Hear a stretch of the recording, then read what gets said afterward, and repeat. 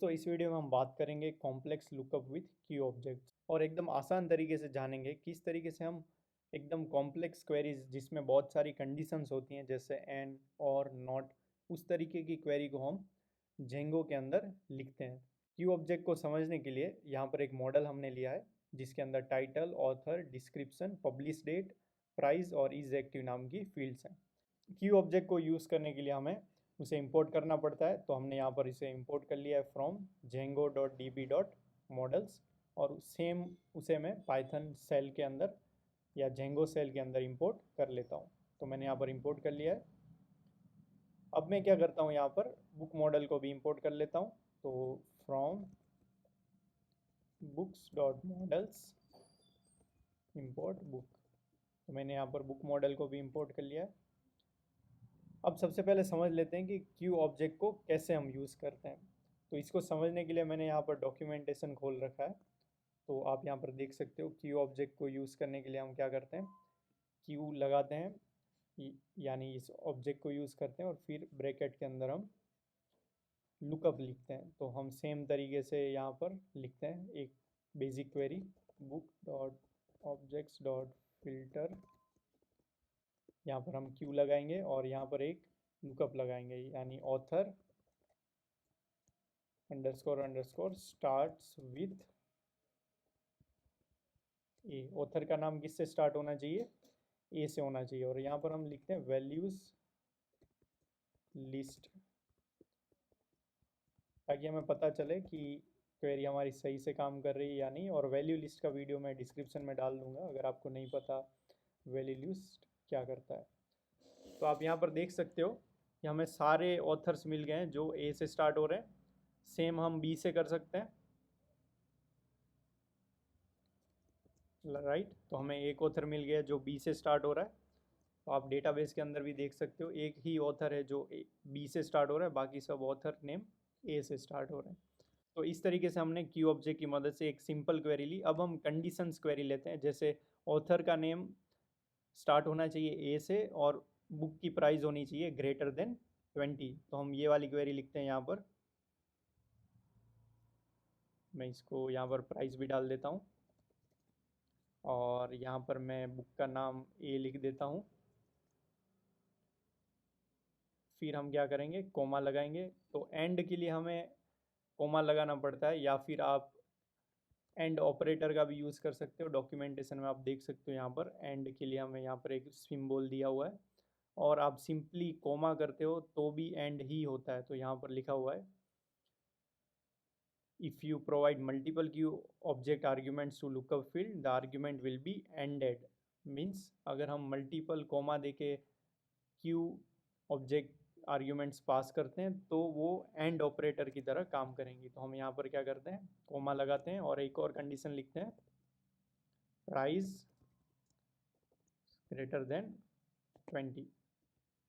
आप देख सकते हो सारी बुक्स जिनकी प्राइस ग्रेटर देन 20 और ऑथर नेम ए से स्टार्ट हो रहा है वो आ गई हैं। 1 2 3 और 4 ऐसी बुक हैं। हम यहाँ पर देख लेते हैं डेटाबेस के अंदर, प्राइस से फिल्टर कर देते हैं। 1 2 3 4 5 और एक बुक हमारी बी से स्टार्ट हो रही है। तो हमारे पास 1 2 3 4 ऐसी बुक हैं जिनकी प्राइस 20 से अप है और जिनका ऑथर नेम स्टार्ट हो रहा है ए से।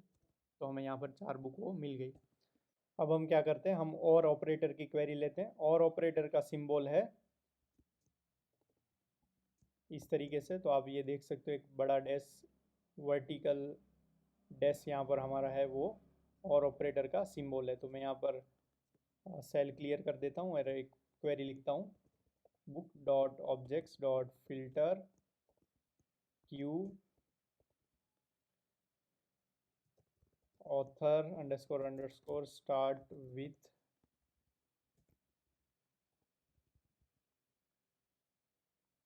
ए। और ये ऑपरेटर आ गया, फिर से हम क्यू लिखेंगे और यहाँ पर लिखेंगे author underscore underscore starts with B. तो आप यहाँ पर देख सकते हो हमें सारी बुक्स मिल गई होंगी। यहाँ पर मैं लिख देता हूँ वैल्यूज़ लिस्ट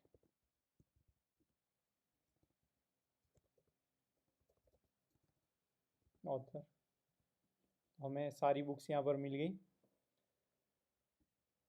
तो इस तरीके से हम और ऑपरेटर का यूज़ करते हैं। एक और ऑपरेटर होता है जिसको हम नॉट ऑपरेटर कहते हैं। हमने एक क्वेरी लगाई थी कि ऑथर नेम स्टार्ट्स विथ है, तो उसका हम रिवर्स कर सकते हैं कि नॉट स्टार्ट विथ बी, है ना। तो उसको कैसे करेंगे, तो उसके लिए हम यहाँ पर नॉट ऑपरेटर का यूज़ करेंगे,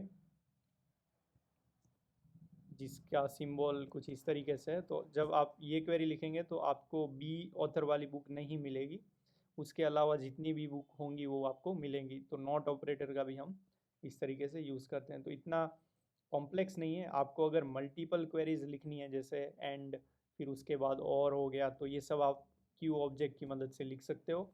और डॉक्यूमेंटेशन में भी बहुत अच्छे तरीके से समझाया गया है, एक बार हम देख लेते हैं। तो हमने यहाँ पर देखा बेसिक क्यू लुकअप, और भी हमने देखा, हमने नॉट भी देखा।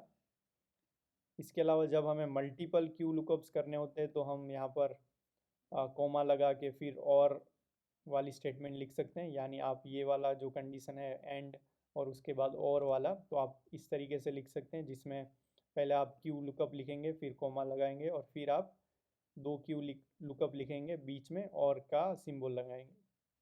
तो ये आपकी और वाली एंड, तो ये आपकी एंड के बाद और वाली क्वेरी हो जाएगी। अगर आपको एक्स्ट्रा कोई फ़िल्टर लगाना है जो क्यू लुकअप के अलावा है, तो आपको पहले क्यू लुकअप लिखना है और फिर उस फ़िल्टर को लिखना है। तो ये सीक्वेंस भी आपको याद रखना पड़ेगा। अगर आप उल्टा लिखेंगे तो ये इनवैलिड क्वेरी हो जाएगी। तो डॉक्यूमेंटेशन में भी हमने देख लिया है। इस हिसाब से क्यू लुकअप इतना कोई कॉम्प्लेक्स टॉपिक नहीं है। अगर आपको, आशा करता हूँ कि आपको क्यू लुकअप का कंसेप्ट क्लियर हो गया होगा। धन्यवाद।